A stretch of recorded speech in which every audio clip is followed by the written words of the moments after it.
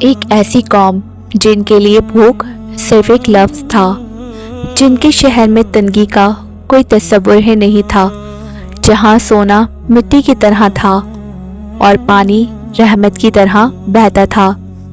پھر سوچئے، صرف ایک چھوٹا سا چوہا اور مارب کا عظیم بند اپنی لکھی ہوئی تقدیر سے جا ملے۔ نہ فوج کا حملہ، نہ زلزلہ، نہ آسمانی بجلی، بس اللہ کا ایک حکم اور ایک رات، اور دنیا کی سب سے امیر سلطنت زمین کے نیچے دفن۔ یہ وہ واقعہ ہے جس کا ذکر اللہ نے خود قرآن میں کیا۔ یہ ہے قوم سبا، جنت سے جہنم تک کا سفر، اور یقین مانیے جو آگے آنے والا ہے وہ آپ کو اندر تک ہلا دے گا۔ قوم سبا عرب کے جنوبی حصوں میں آج کے یمن کے علاقے میں آباد تھی، لیکن یہ کوئی عام قوم نہیں تھی۔ یہ دنیا کی سب سے زیادہ خوشحال قوم تھی۔ ان کی زمین زرکش تھی، ہوا نرم تھی اور بارش بالکل میزان کے ساتھ ہوتی، مگر ان کی اصل طاقت، ان کا سب سے بڑا راز مارب کا عظیم بند تھا۔ یہ ڈیم اتنا عظیم تھا کہ اس کے ذریعے دونوں جانب پھیلے ہوئے باغوں کو پانی ملتا تھا، پھل اتنے زیادہ کہ مسافر جب وہاں سے گزرتا تو بھوک کا احساس ہی نہیں ہوتا۔ قرآن اس منظر کو خود بیان کرتا ہے۔ سبا کے لیے ان کے رہنے کی جگہ پر ایک نشانی تھی، دائیں اور بائیں 2 بار، اور پھر اللہ فرماتا ہے، اپنے رب کا رزق کھاؤ اور اس کا شکر ادا کرو۔ یہ صرف دولت نہیں تھی، یہ اللہ کی رحمت کا نظام تھا۔ اس مہینے مچھلیوں کا شکار بہت اچھا ہوا، ہماری تجارت ہر مہینے بہتر ہوتی جا رہی ہے۔ شہر صاف، نظام منظم، لوگ امن میں۔ قرآن نے اس شہر کو کہا، پاک شہر اور بخشنے والا رب۔ یہ زمین پر جنت تھی۔ اسی قوم کی سب سے مشہور حکمران رانی بلقیس تھی۔ تفسیر ابن کثیر کے مطابق بلقیس ایک سمجھدار، باحکمت اور طاقتور رانی تھی۔ اس کا تخت عظیم تھا، اس کا نظام مضبوط، اور اس کی سلطنت دور دور تک مشہور، یہاں تک کہ اس کا ذکر اللہ کے نبی حضرت سلیمان علیہ السلام تک جا پہنچا۔ حضرت سلیمان علیہ السلام وہ نبی جنہیں اللہ نے ایسی طاقت دی جو کسی اور کو نہیں ملی۔ جنات ان کے حکم میں، پرندے ان کی زبان سمجھتے، اور ہوا ان کے لیے چلتی۔ انہوں نے بلقیس کو خط بھیجا۔ قرآن اس خط کے الفاظ بیان کرتا ہے۔ یہ خط سلیمان کی طرف سے ہے اور یہ اللہ کے نام سے شروع ہوتا ہے، اور دعوت دی، اللہ کے آگے سجدے میں جھکو۔ بلقیس نے مشورہ کیا، تحفے بھیجے، سونا، چاندی، جواہرات، مگر سلیمان علیہ السلام نے سب واپس کر دیا اور فرمایا، جو اللہ نے مجھے عطا کیا ہے وہ تمہاری دولت سے کہیں بہتر ہے۔ یہاں بلقیس سمجھ گئی کہ یہ کوئی عام بادشاہ نہیں، یہ اللہ کا نبی ہے۔ پھر وہ خود سلیمان علیہ السلام کے پاس آئی، اور جب شیشے کے محل میں داخل ہوئی تو پانی سمجھ کر اپنا لباس اٹھا لیا۔ تب حقیقت کھلی۔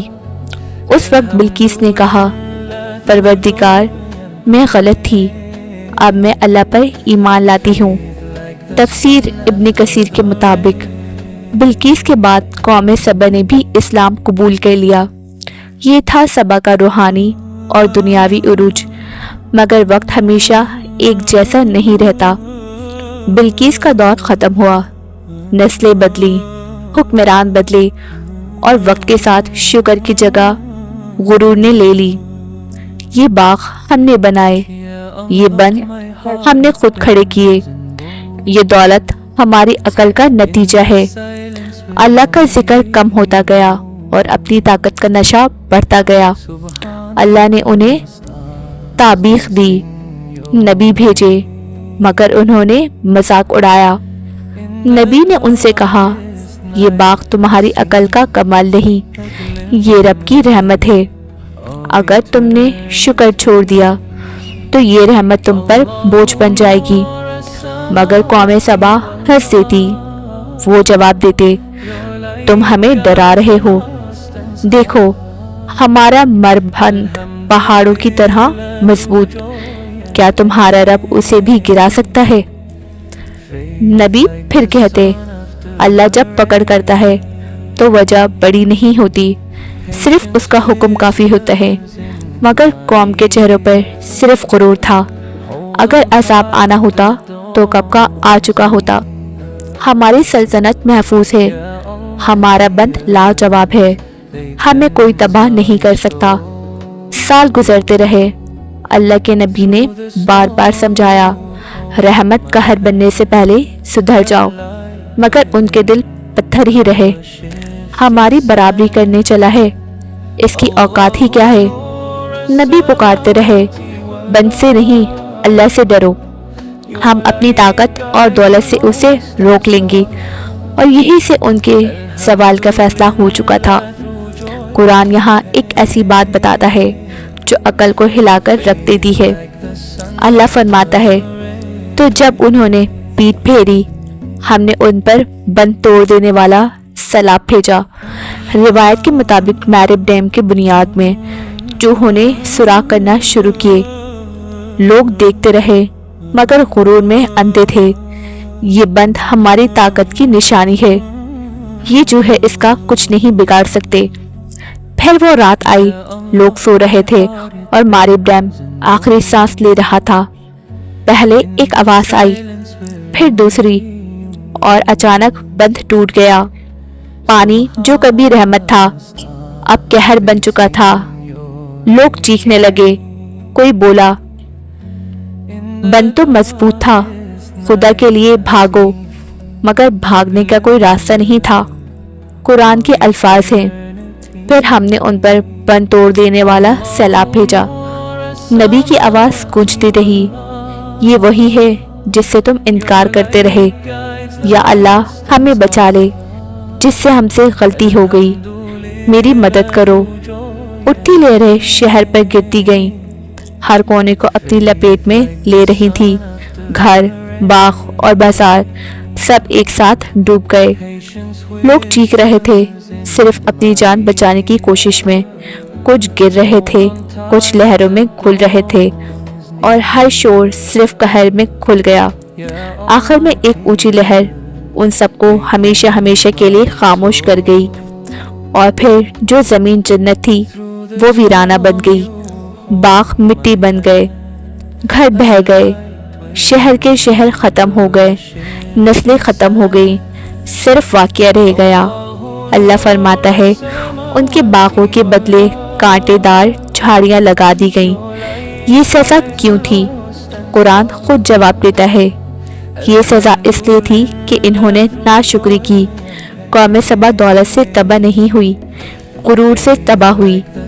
उनका जुर्म ये नहीं था कि वो अमीर थे, उनका जुर्म ये था कि वो शुक्र भूल गए। और इन मामूली लोगों को देखकर हंसी आती। और ये वाक़या सिर्फ उनके लिए नहीं, ये हम सब के लिए है।